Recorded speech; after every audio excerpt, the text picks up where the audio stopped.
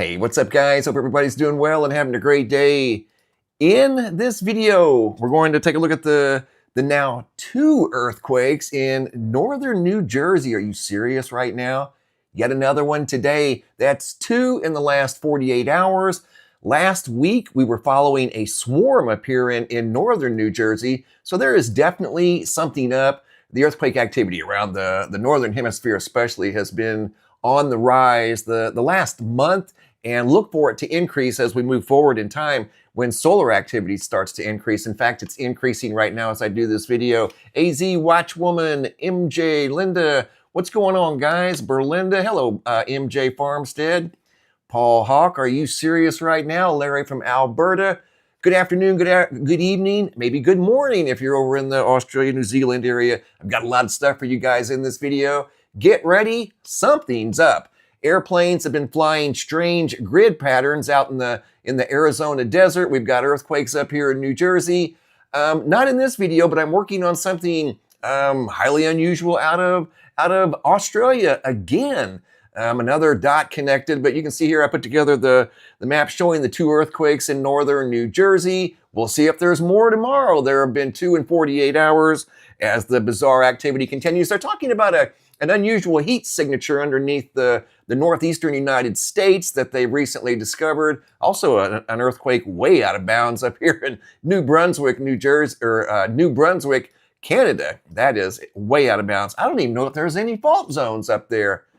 Bizarre indeed. So guys, I've got a whole list of things. Once again, Arizona grid. In fact, we're going to get right to that because this is kind of weird. Over here at Flight Radar 24, I use this app all the time. I have for years. In fact, I'm a member. Speaking of member, if you guys want to become a Star Family member, click on the link right up here in the top of the description box or the chat box. It's really easy to do. Stacy Gabler, hello Stacy. Michelle, Dogga, Robin, what's going on guys? And don't forget the super chats and super stickers. Who's got the first super chat today? Back to Flight Radar 24. This is an awesome app. I tell you, a long time ago when I was a kid, I wanted to become an airline pilot. Almost did, was that close. Can you imagine flying a big, massive airplane around the world and getting to see the world basically for free? How cool is that? But speaking of airplanes, look at this. Okay, there's one of two, well, maybe three things going on out here. This is out above the Arizona desert. Let me back out and show you guys what's up. Look at this. This is a very rare grid pattern that's been flown just in the last 72 hours. This one actually yesterday, the airplane was flying a very specific grid. In fact, I'm going to show you. It's as if it was either looking for something or doing something else. And you guys know what that something else could possibly have been.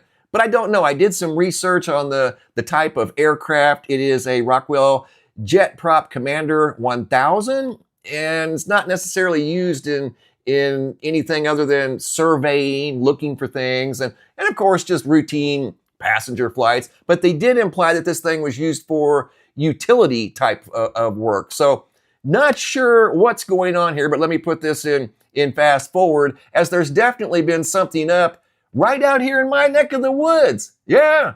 In fact, point in the direction right behind me. That's where this plane was doing it, due south. Let me put it in fast forward real quick. Here we go. Check it out. The plane left Phoenix. This was, hold on. This was yesterday. August 4th. Yes. Yesterday, the plane departed out of, actually, not too far from here. Took off and flew this pattern right here. You can see it on Flight Radar. Right there, it stopped and did some sort of a interesting maneuver. But it's almost as if maybe, just maybe, because we're not done yet. In fact, we're just getting started. This is flight path number 1, and it covers the vast majority of southeastern Arizona. I'm talking several hundred or a few hundred miles here. But here we go. Watch the path of the plane. You can actually see it back and forth, back and forth. This plane was in the air doing this very specific grid pattern as if it was surveying the ground, looking for something or doing something else. It wasn't that high up in the sky, around 25,000 feet the entire time. That's up where the clouds are, but we don't normally have a whole lot of clouds out here. In fact, let me look at the cloud situation out here in Arizona. You can see yesterday and today, not too much going on out here, at least for the time being. We'll see how that unfolds moving forward. But this is flight path number 1. Check it out. There's the first super chat. Thank you, Chip Happen, recording so many anomalies in southern Florida. I believe it. Thank you for the super chat. You are the first one of the live stream. Thank you, Chip. Appreciate that. Here's the flight path of this plane. Here we go. Drops down into the southern Arizona area, back down, and then across. It went across southern Arizona over to Elfrica, up, back down, and then this thing, for whatever reason, landed over here in Safford. Okay, we're not done yet. So this is flight path number 1. Check it out. Was this thing looking for something that maybe crashed out in the desert? Maybe something otherworldly? So this is an area, I think it went back to refuel, to be honest with you. So it left Safford, finished the grid. Watch. This is like a couple hours later. It left Safford, went back over, finished flying this grid. Up and down above Portal, Arizona. Is that Portal, Arizona? Yeah, that's Portal, Arizona. Flying above Portal, then it went back down, and then all the way across to where it originated from, in Phoenix. Now, this all occurred yesterday, so it basically scanned all of southern Arizona, especially southeastern Arizona. Okay, here we go. Day 2. This would be August 3rd, the day before. It went even deeper into southeastern Arizona. Here we go. Started off up in the Show Low area once again. Came down into deep southern Arizona, and you can see the flight path that it took. We won't go through the whole flight path, but you kind of get the idea, as if it were looking for something. This was on the 3rd, 48 hours ago. Now going to the 3rd once again. Look at this flight pattern. Different area, different day, and it was in the air for 5 hours and 6 minutes.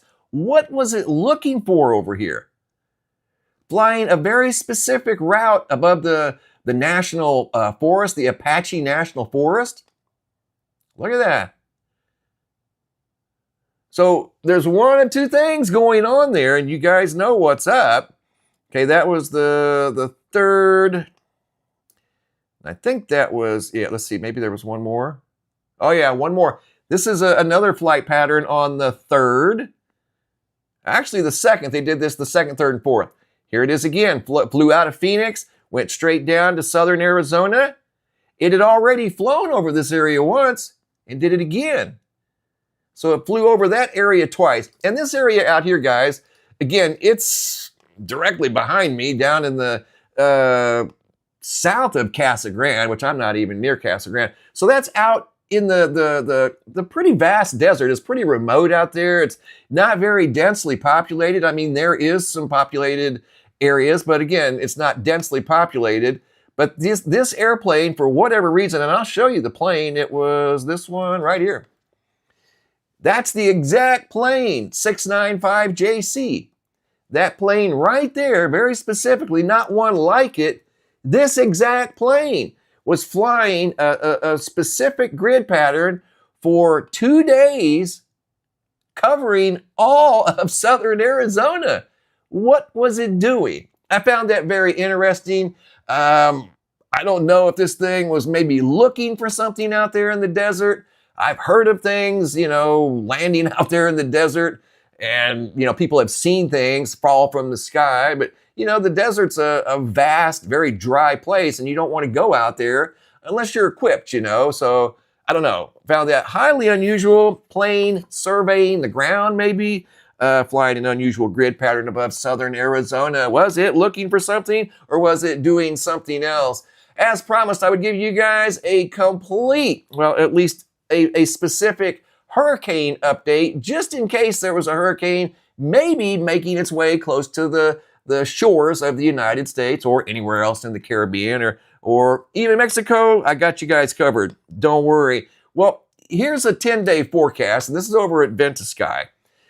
This is going to change some, so don't get too shocked when you see this thing showing 111-mile-an-hour winds, as it could potentially be making landfall near Wilmington, North Carolina. Don't look for this specific scenario to unfold exactly like this. If it were to unfold like this would be Aaron.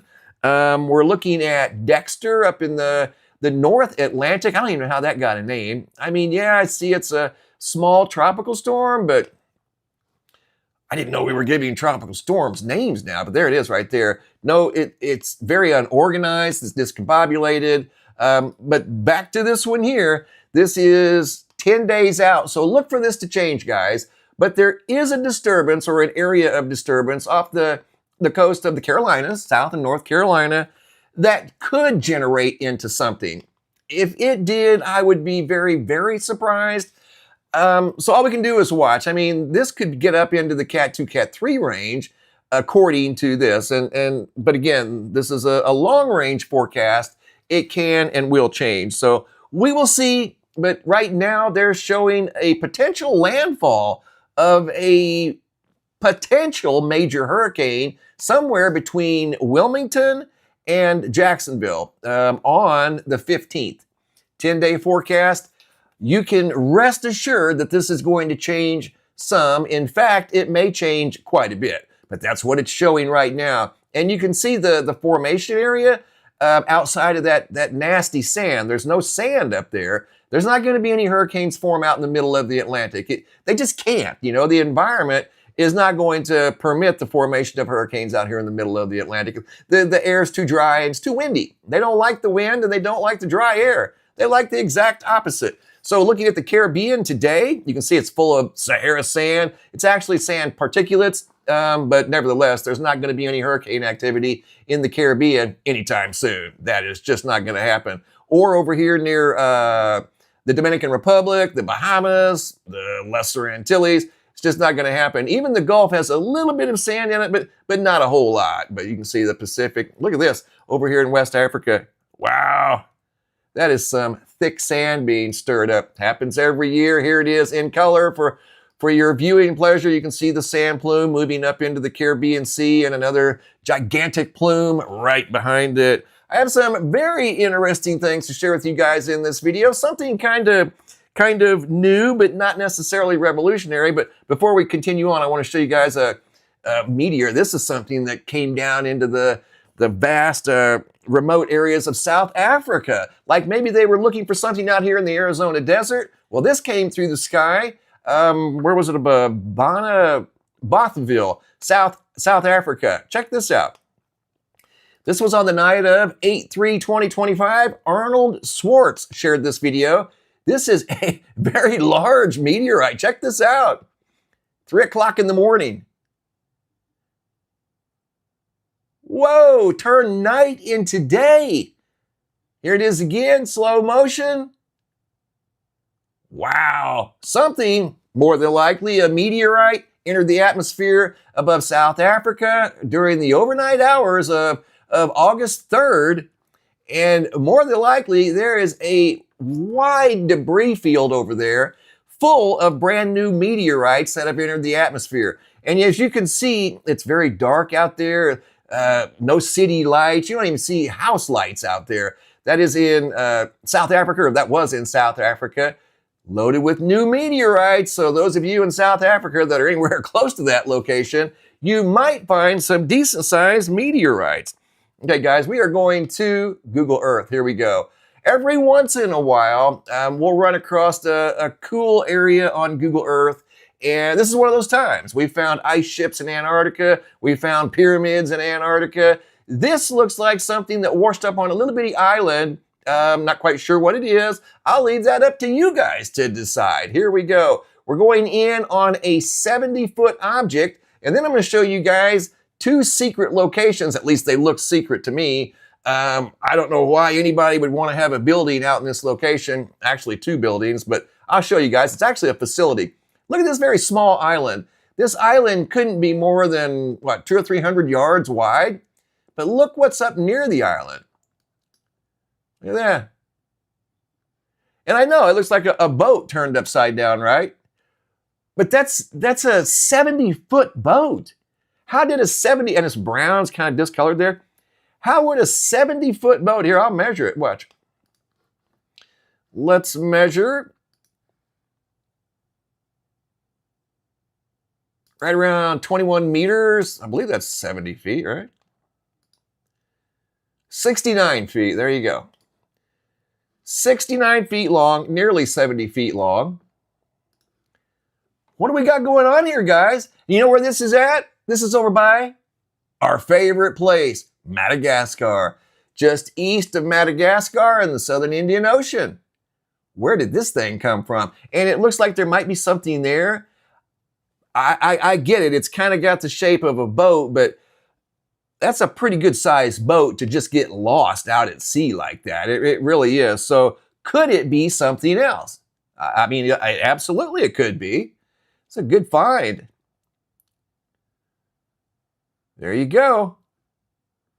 Is that some sort of a craft? It's nearly impossible to say. Let's turn it. Let's tilt the viewing perspective. There it is.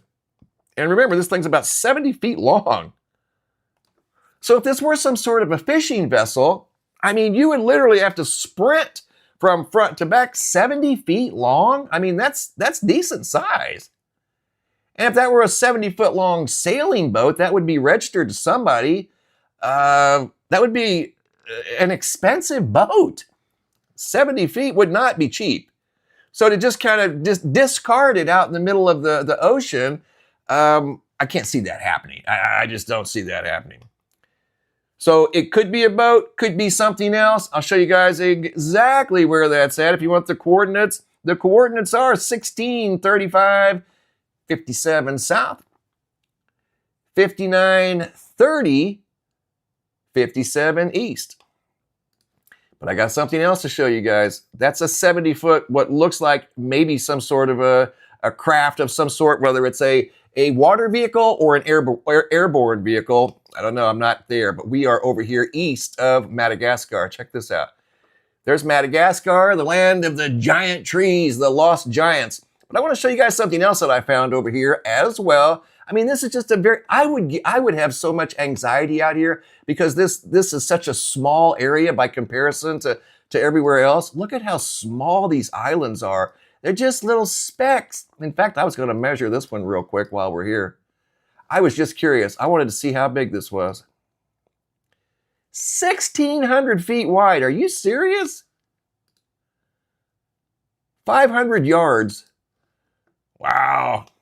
That's smaller than Gilligan's Island. Okay, here we go. Secret facility is what I'm calling this because, again, this isn't an easily accessible area. And it's very, very, very small. And nobody would go here. So why is there this facility out here? Look at this.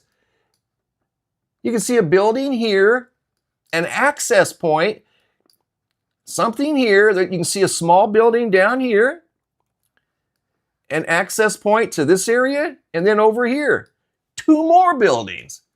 And these look like they've been well taken care of. They don't look damaged. You can see walkways in between the 2 buildings. What's going on out here? I mean, really? Something's up. Something's up out there. And again, this isn't easy to get to.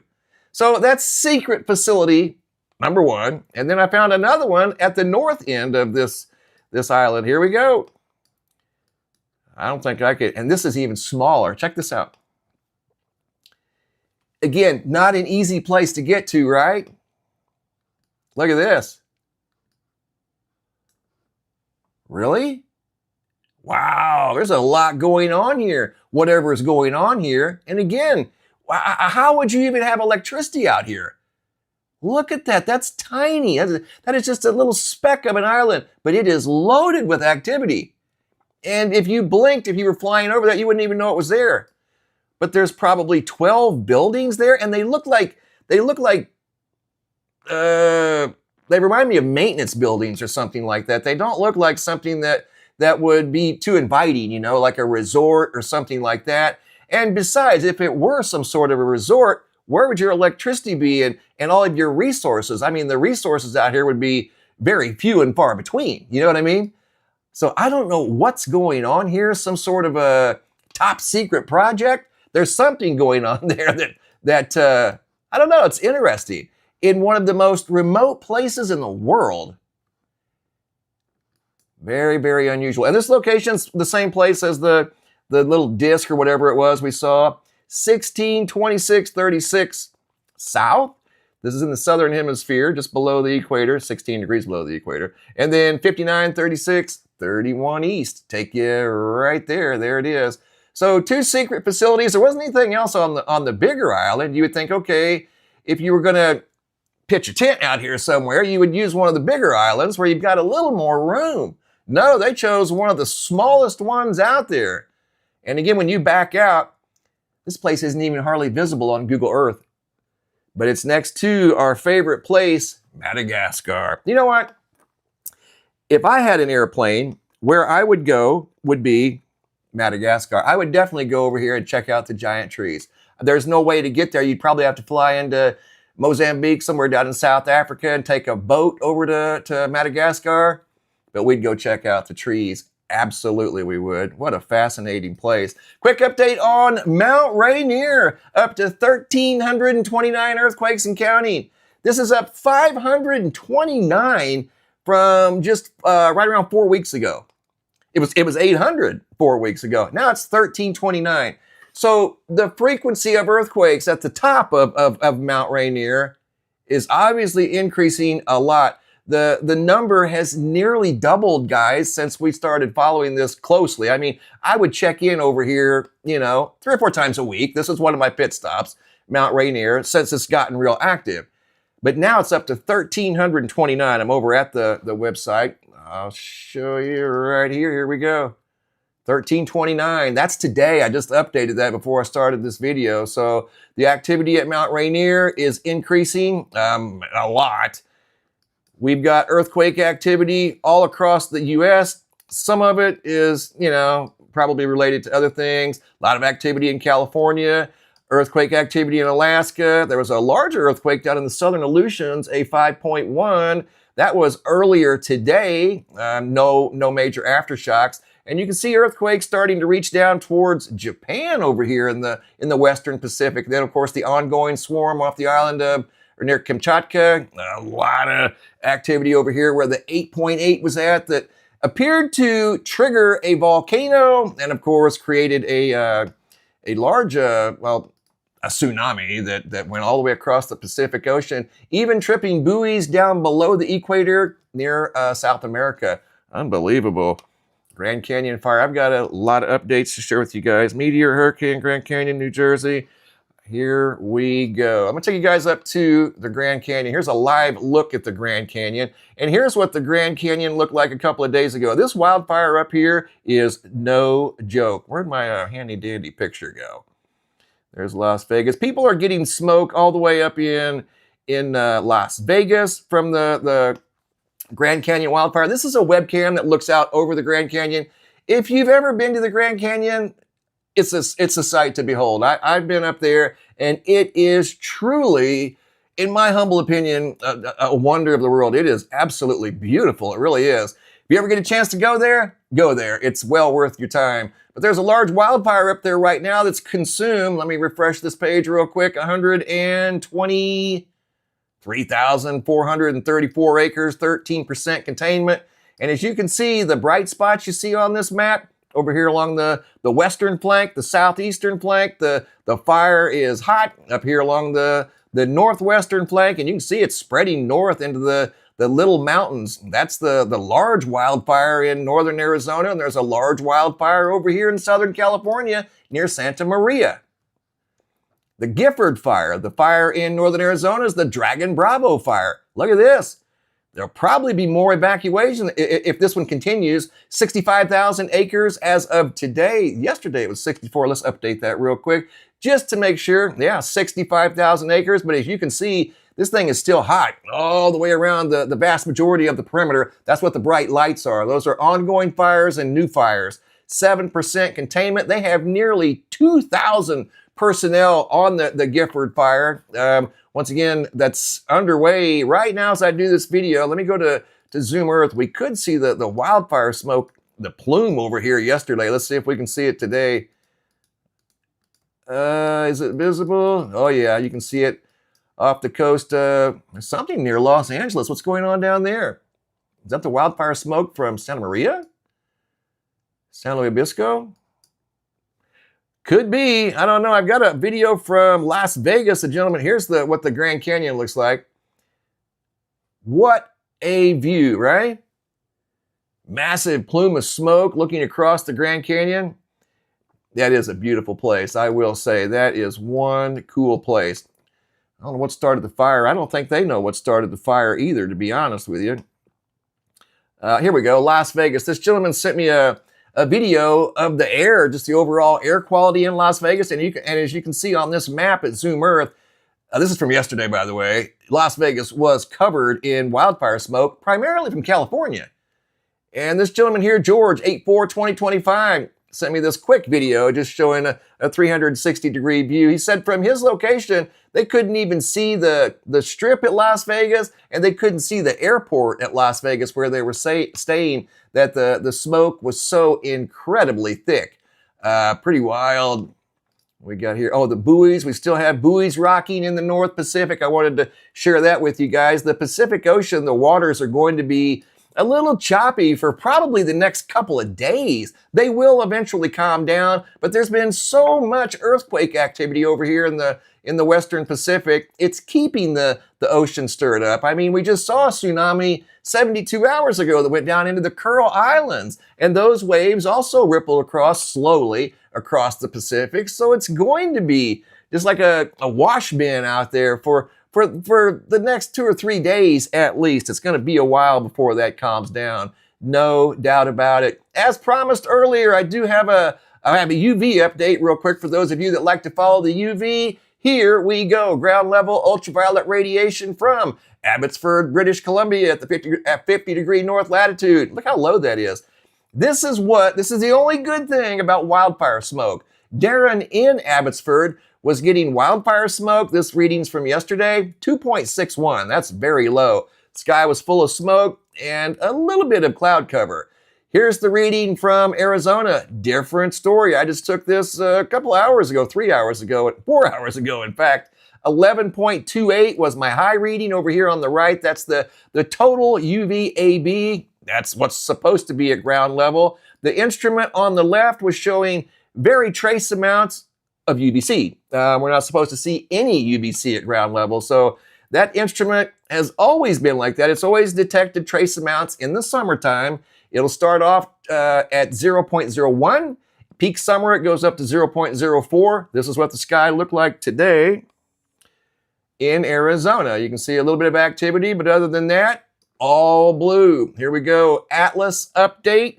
For those of you following the Interstellar Traveler, here we go. A closer view of the object. I'm still not convinced it's a comet yet because it's not detecting, the instruments aren't detecting any type of a tail or a coma. It looks like it's like a solid object, guys. I don't know how else to describe it because there's nothing else to talk about.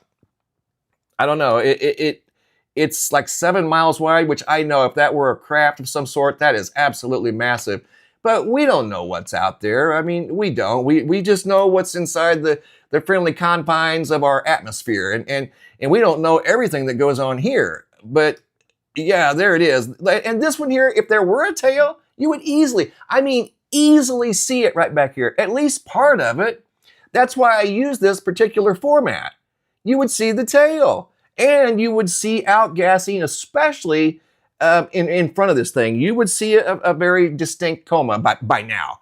Because this thing is well inside the solar system. It's getting closer and closer to the sun every day. So nothing comes into the solar system without dealing with the sun. That's just part of it. If you're going to come in this solar system, you will deal with the sun's solar wind. Period. It's not up for debate. So it's feeling the sun's heat right now, at least the solar wind pressure. So where's the outgassing? There is none. So that tells me that this, at least right now, this isn't behaving like a comet. because a comet would be screaming right now from the intense pressure of the solar wind from the sun. It's not happening. It's not there. So we just call it like we see it. There's not anything to suggest that this is a comet. It's not behaving like a comet. But as promised, this is a closer view of whatever is traveling from a star that they say like 11 billion years ago. And that's hard to even wrap your mind around. You know what I mean?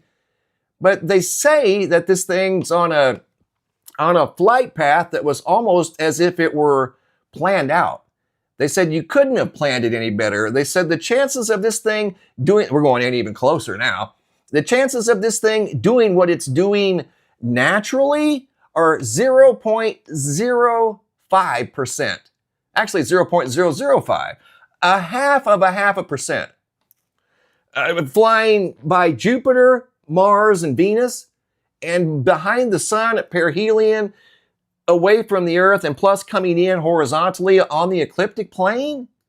All of those things are they're quite shocking to very smart people, Harvard scientists included, or the main one. But there it is. I mean, I went in as close as I could get here, guys, without becoming too super pixelated. You can see some pixels in the image here. I get it. But whenever you're doing this type of work, it's a give and take situation. I removed a lot of the noise, but not the important noise, looking like I'm looking for a tail. So I kept it dark back here so that if there were any evidence of debris, it would be magnified because of the light. I left the vast majority of the light alone. There's no tail. No tail at all. You know, this one here, I just took away all the clutter. I took away everything. I just left what we can see of the object right there. There it is. Obviously, this is a distorted view because, you know, we are very heavily zoomed in. It's not like we're looking at this through a pair of binoculars. This is several million miles away. Michael Jagger took this video. He is one of the best in the world. I mean, if there's something out there in the solar system, I don't care where it's at, he can and will find it.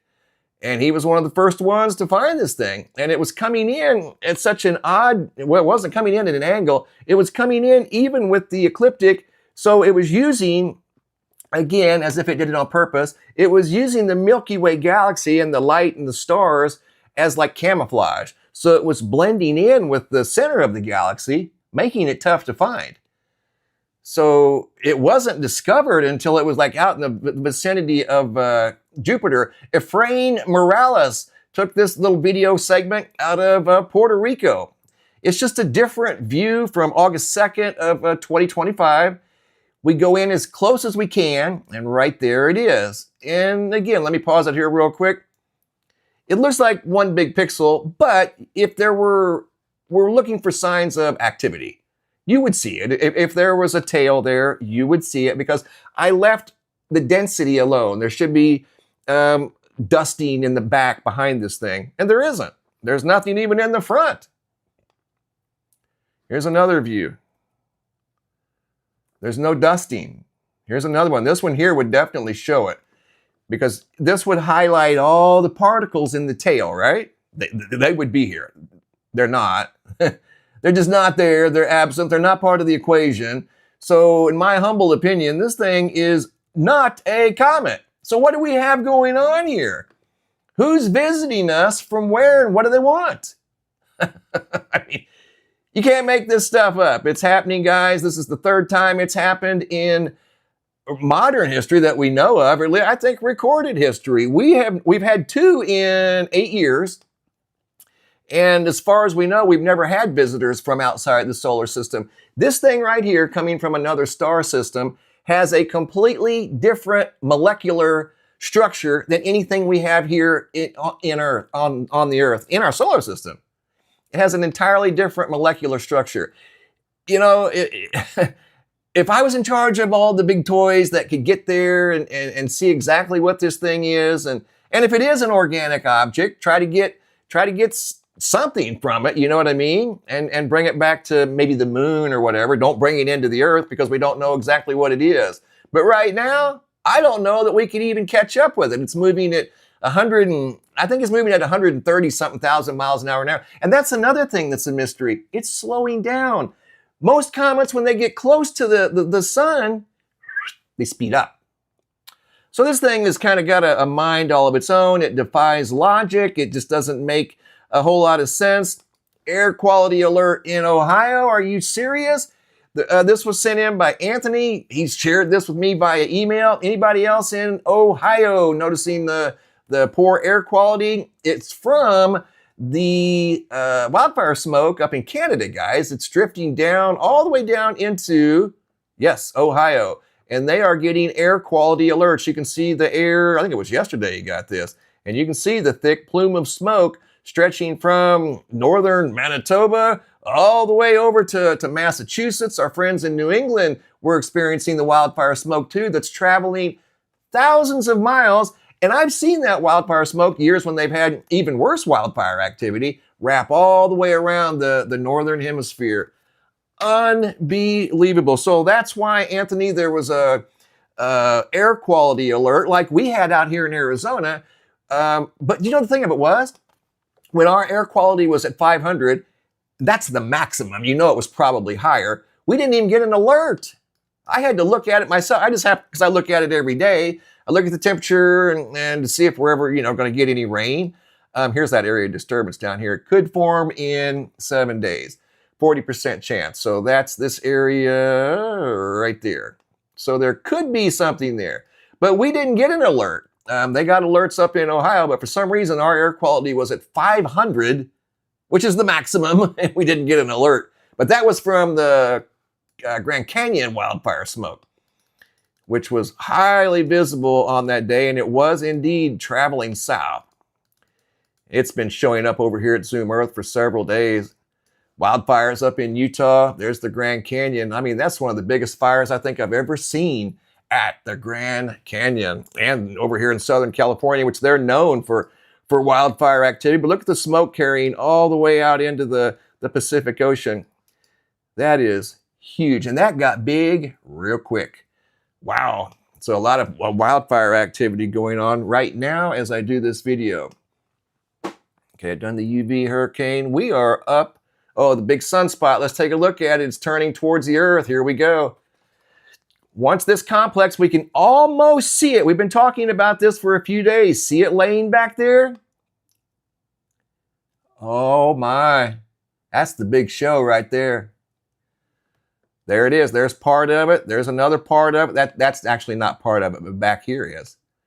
So this is starting to turn towards the Earth. So when this turns towards the Earth, look for an increase in earthquake activity and volcanic activity. It's coming. And not only that, the solar flares. We're already seeing an increase in solar flares. Had a large M-class solar flare today that did have an Earth-directed component. So we could see a geomagnetic storm here in the next 36 to maybe 60 hours. There's one on the way, at least a partial CME. We'll have more information available on that tomorrow as the instruments detect the CME. But there was an eruption today. Look for more in the future as the sun is starting to get busy, and the overall energy of the sun, the solar flux, that's this number right here, is going to slowly start to go up. And when that goes up, shock waves and energy start to reverberate through the solar system. Not only Earth feels it, every planet in the solar system feels that energy.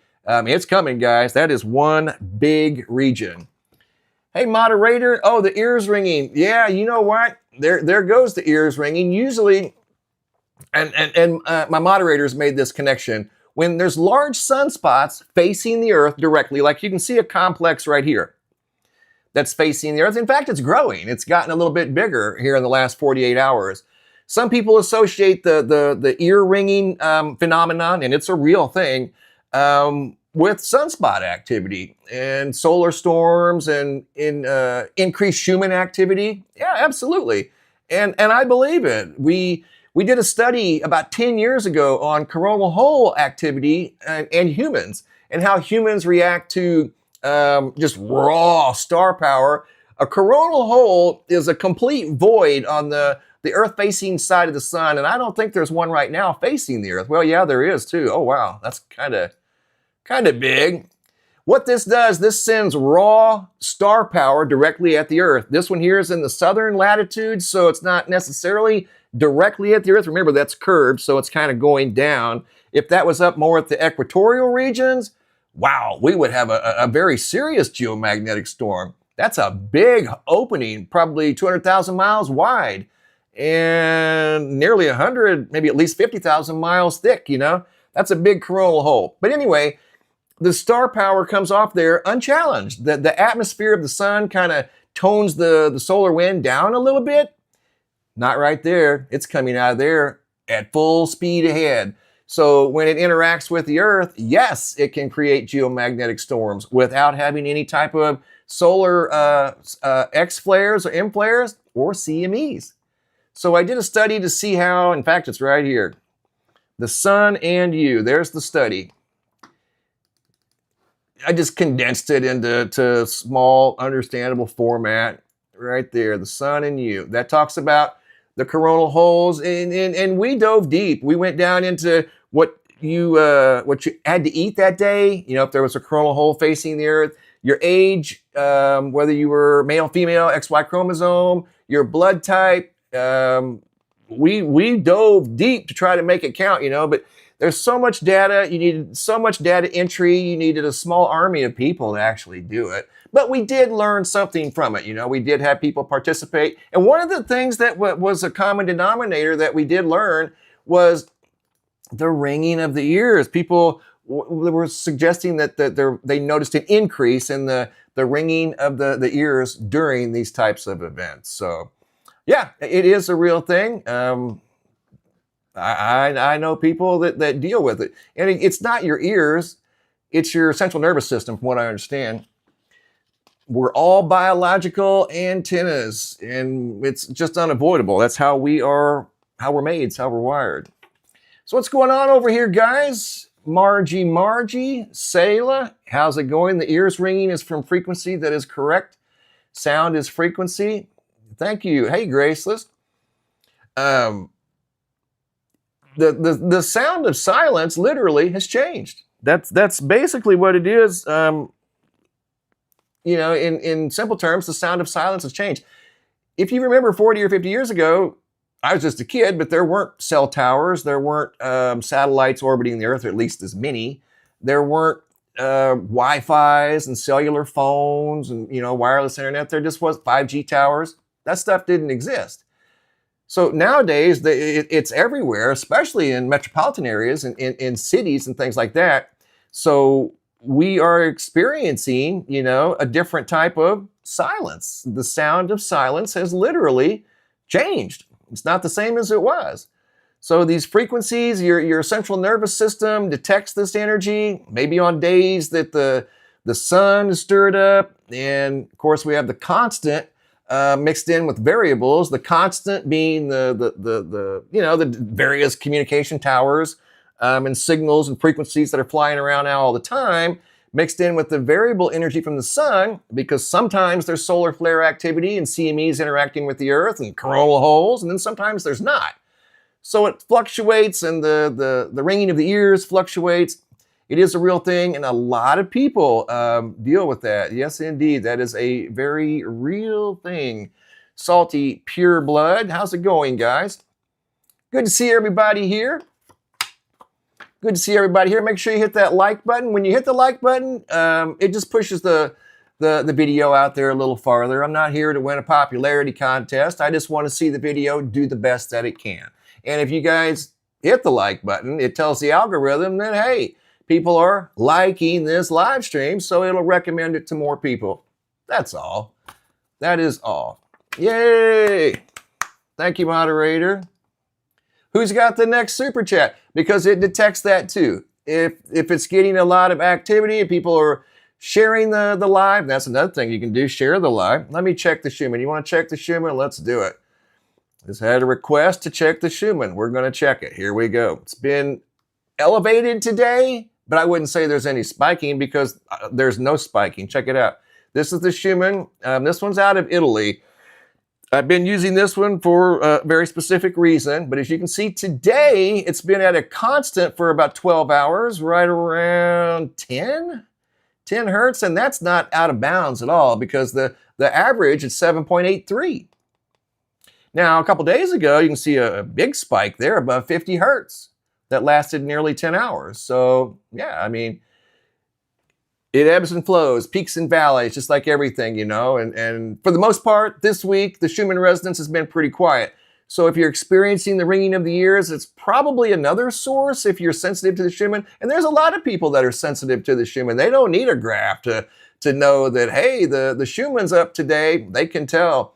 Speaking of graphs, the seismographs. Hey, Gwendolyn, thank you for the super chat. Sun and me. That's right. I wrote that 10 years ago. That is over here, or actually the sun and you right there.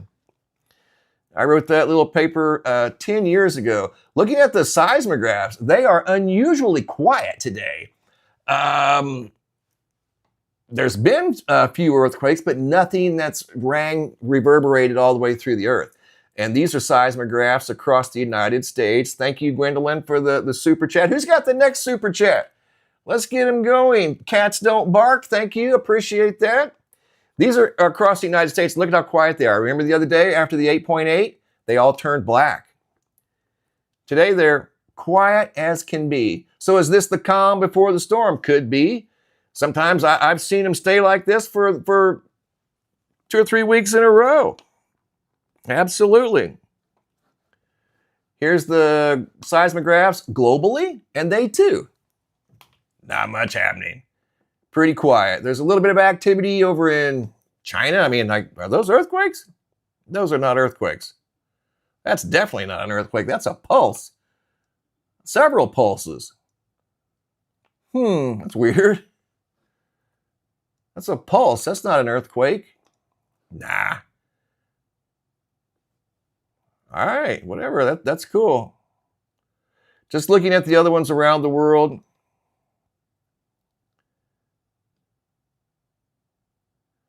Now, this is over by, I believe, if I had to guess, I don't know where Petropavlovsk is, but that's showing, those are small earthquakes. They're very rapid jigs, not like a pulse. Those are earthquakes. So probably detecting the earthquake activity that we've been looking at and talking about for days right here. There is a lot of activity over there. A lot of activity. Pink Floyd will close the show. Calm before the storm. Corrine, I think you could be right. That is very quiet. Those seismographs are as quiet as I've seen them for the longest time. And here's the thing, the stage is being set because the earth-facing side of the sun is about to get a facelift. It's going to change drastically here over the next 3 days at least, 3 days. Once this area up here turns towards the earth, then we're going to see a lot of a change with regard to sunspots and active regions, and the energy will increase considerably. That was a very large region at one time. It was so large, it was changing the way that the sun oscillated. The way that the sun was even reacting to it. It was that big. So it's still probably got a pretty decent size to it. This was the last size that I saw, and I had to circle it right over here. It's bigger than anything we had over here on the earth-facing side over here. Way bigger. So that's coming. It's right back here. We should be able to see more of it tomorrow, but we'll have to wait till tomorrow and see. So possibly a category 2, 3 hurricane, but again, don't count on this because it's a 10-day forecast, and you can rest assured it will change. But it is showing in multiple locations that there could be at least a disturbance over there. I mean, at the very minimum, a tropical wave. I kind of doubt it'll have time to get organized and become a sophisticated category 2 or 3, but we'll see. We'll see. I just kind of doubt it. We'll see. Arizona Raven, what's going on, Chief Engineer? How's everybody doing today? Thank you, E. Mark Watt. Try to mix it up over here a little bit. I'm an Earth Watchman. I watch all kinds of things around the Earth, and I report the things that I see and things that are shared with me. We were talking earlier about dirty electricity and the possible side effects of dirty electricity and how we would know if there were EMPs or dirty electricity, not necessarily EMPs, but I mean, there could be, natural ones. And how that could affect the lighting in your house along the streets. The light bulbs would flash if we were experiencing dirty E. Yeah, we talked about that this morning. ZZ from England. What's going on, guys? Spent a little time in the chat ski here. What's up, chat? What is up?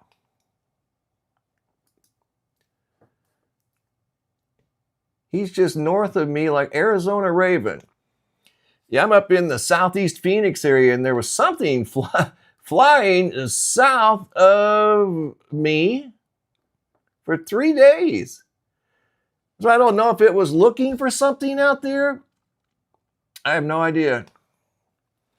3 days, the 2nd, 3rd, and 4th, something was flying above the desert. Almost as if it was looking for something, you know what I mean? Very specific patterns and spending 5 hours at a time. I think over the course of 3 days, it spent nearly between 15 and 20 hours flying a perfect grid pattern over southern Arizona. I know well over 15 hours. Yes, absolutely. Spaceman Paul, thank you. Anybody got the super chat today? Who's got the red super chat? Who's got the red one? I think we're through our list here. In fact, I know we are. Wait a minute, let me look. Oh, that was the earlier one. Atlas, Arizona, New Jersey, Grand Canyon, hurricane update, South Africa, Meteor, Google Earth, cool stuff. Don't forget to check out the Google Earth location. That is kind of interesting. I don't know. Like I said, if it was a boat over there, it's a pretty good sized boat to be losing a 70-foot boat. I don't think somebody would lose that. Now, a little 15-foot John boat. Okay, yeah, or just a little 15-foot fishing boat. That's not a 15-foot fishing boat. That was a 70-foot boat. People don't just go misplacing 70-foot boats, I'm telling you. That thing was expensive. Yes, it was. There's Madagascar. So to me, I don't know, guys. This has a wide variety of possibilities. I don't know. There it is right there. Like the comet thing, I'm not convinced that's a boat because people don't typically lose 70-foot long boats. That was a very expensive boat at one time, if that's what it is. Maybe it's not a boat. Don't know. It's interesting looking, whatever it is or was.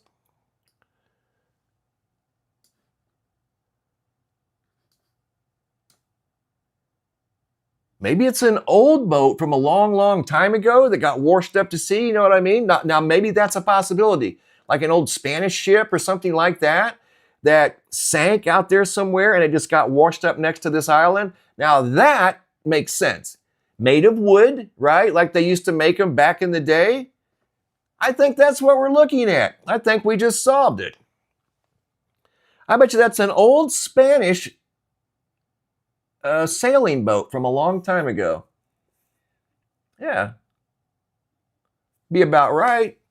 I mean, 70 foot, I think that would be in the proper range, right? Maybe it's a dock.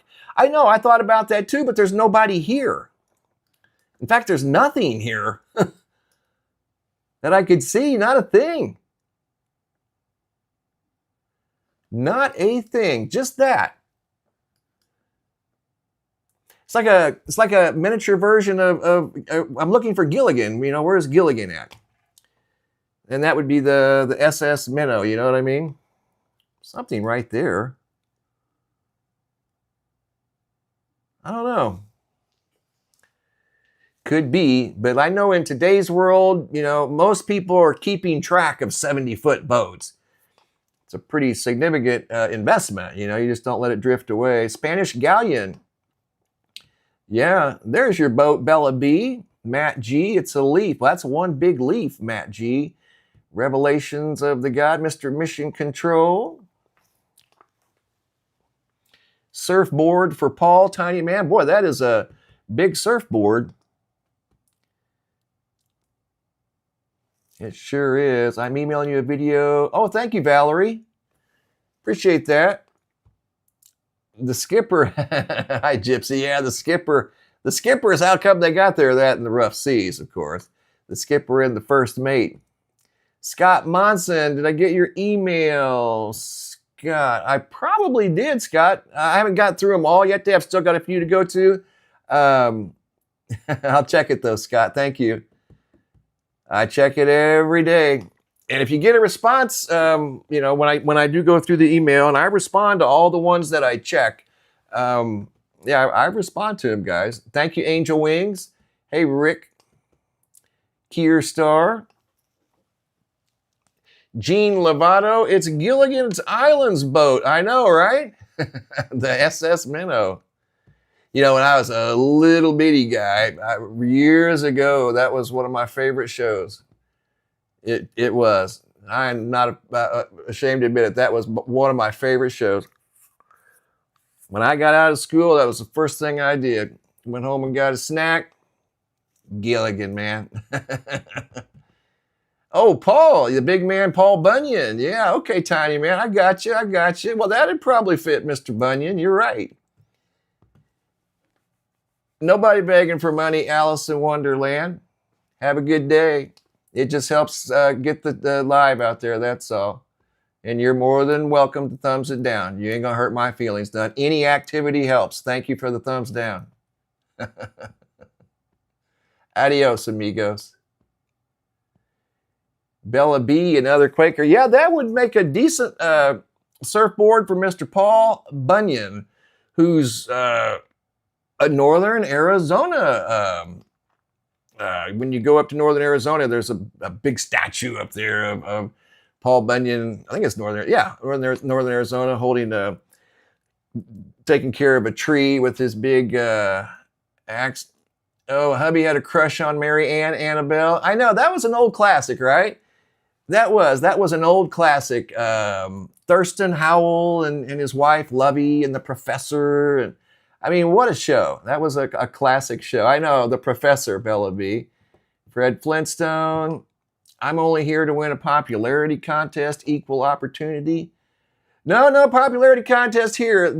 If I ask you to like it, I mean, it just helps push it out there, that's all. Because the algorithm detects live streams and videos too by their likes. That's how it recommends them, you know. So the more likes that it has, then the better it does. And it is true. The algorithm pushes it out further because it assumes that people are liking the content, you know. So that's all it is. Adios, amigo. All right, guys. Well, listen, that's all I got for this afternoon. It's been a pleasure hanging out with you guys. Thanks for spending part of your day with me. I always appreciate it. And this was a rare find on Google Earth. Feel free to check it out. 163557 South. Here's the location if you want to go and investigate. 593057 East. There it is, all by itself up next to this little bitty speck of Earth. I mean, it's so small. It's barely visible. You can't even see it from this altitude. It's so small. It's over by the great place we call Madagascar, one of my favorite places in the whole world. Like I said, if I had a private plane and I knew how to fly it, me and the fam would be going to Madagascar to check out the giant trees. You bet I would. I wouldn't hesitate.